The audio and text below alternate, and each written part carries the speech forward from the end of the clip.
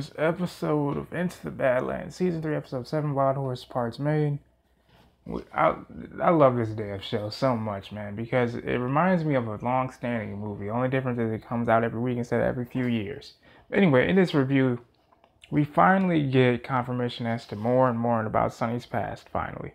Turns out he has a sister, and it turns out the people that are actually looking for him actually are known as the Black Lotus. We didn't actually get that confirmation from one of their fallen soldiers. But the River King did tell Sonny that before he impaled him and killed him by that swordfish's snout. Anyway, in this episode as well, we see, that Nyx, I believe that's what her name is, the other gifted one on Pilgrim's side, starts to question how Castor died exactly. Because she knows that she prepared him for burial. With that being said, she obviously noticed the neck marks on his neck. And with that being said, MK said he had a heart-to-heart with Nyx and said, look, I just want you to know, I never intended on replacing Castor. And with that being said, I know how, once the gift is flushed out of you, it wreaks havoc on your body. But I can teach you how to control it. And with that being said, I can teach you how to be stronger. So it looks like the training that MK got from the Abbots definitely has not left, thank God. And for the training from Sonny. So it's nice to see that those two are actually going to become a pair and actually, do something of salvage, and then also before that, the River King telling Sonny, hey, if you want the answers as to about your past, about that boat, because, the boat did seem rather familiar, Lillian's boat looked rather familiar, and the River King's, I believe, if I remember correctly. He said, look, you're going to go to that old man, because the old man obviously was the only survivor aside from Sonny. Even the old man himself said, look, I'll be damned, I thought I was the only survivor, Of course, jokingly, he said, well, there goes my buzz, once Sonny actually asked him about the boat.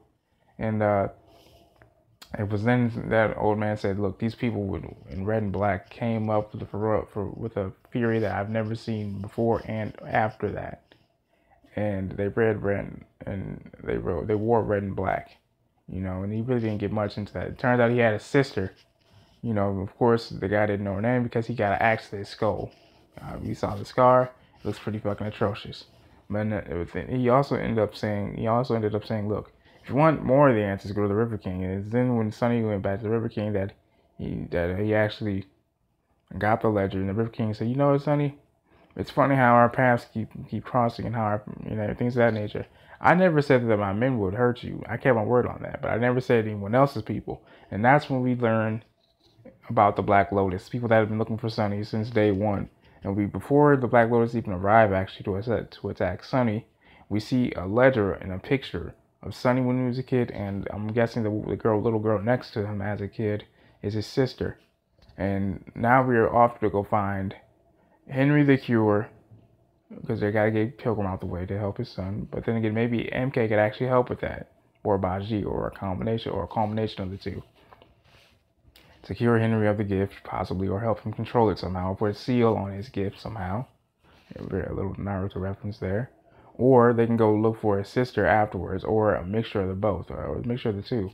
And I'm noticing that even before actually, getting information on Pilgrim, because, the River King obviously gave him that little map.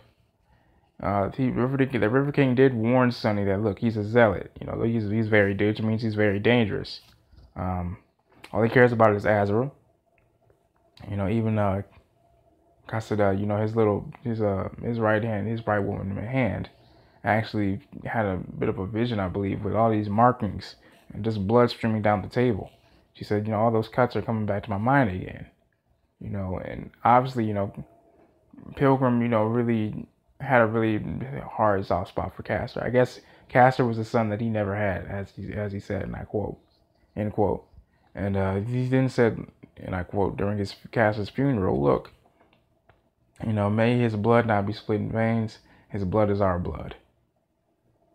And that was a nice little surface, I will say that. And to see the fact that, now everyone's starting to see Pilgrim for who he is, or at least 3 people now, because this is like the second time he's actually physically abused. Pilgrim is physically abused his right-hand man. So I'm really starting to think that she might just get enough of this crap and just leave. Then also, we see the widow and Gaius get taken captive by former butterflies and things of that nature. to form a peace treaty with Baroness Chow to end the war, because it is a very senseless war. Ren, of course, as we all know, lost her leg earlier in the season while trying to infiltrate one of Chow's sanctuaries or areas. Arthur was right along with her. You know, all they really wanted to do was end the damn war. But unfortunately, you know, while Arthur was talking shit and while Ren ordered to kill some of the widow's strong men, you know, just stood that loyal men and loyal persons. He said, you can't stand it, can you? You know, when it's up and close in front of you, you know, and guys is like, look, don't listen to him. He's trying to get to you. And Widow says he has, and he turns him around and she sticks the forefront of the arrow that guys was hit with into his cerebellum pretty much, and just killing him pretty much like an ice pick. But it was nice to see that. It was actually kind of sad to see Arthur and Ren go. You know, but of course, before Ren died, she had one final request, as the widow asked her, and she said, "Look, just promise to be the Baron that you said you would in this war." And I'm really starting to think that maybe the widow just killed her own actual daughter.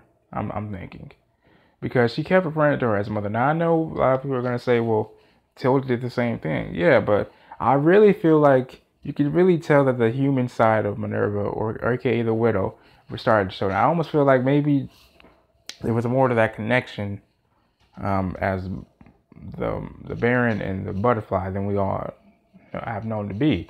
So I'm really starting to think that maybe that could have been someone really, really close of kin to the widow. Who knows? I hope we figure that out next week, in next week's episode, honestly. And then actually, it's funny that Pilgrim mentions to have of kin or some sort. I guess I hope we find answers to that as well in next week's episode. This is your boy Speaks, man. I hope you guys enjoyed the video. I love this series, and I will continue to do reviews on it as well. I'll be dropping a couple more articles probably between today and tomorrow. Look out for my, I believe, my Supergirl review. Probably, I think it's this week. Yeah, this week and next week, is the finale, so the 18th of this month. So look out. Be sure to look out for those. I will be doing Cloak and Dagger as well. I'm still finishing it up, actually. So be on the lookout for that. This is your boy Speaks, man. Make sure you guys pound that like button, hit that bell notification, and subscribe to the channel for more content. And if you have any suggestions on what you guys want me to talk about, let me know in the comment section below as well. I love you guys. God bless.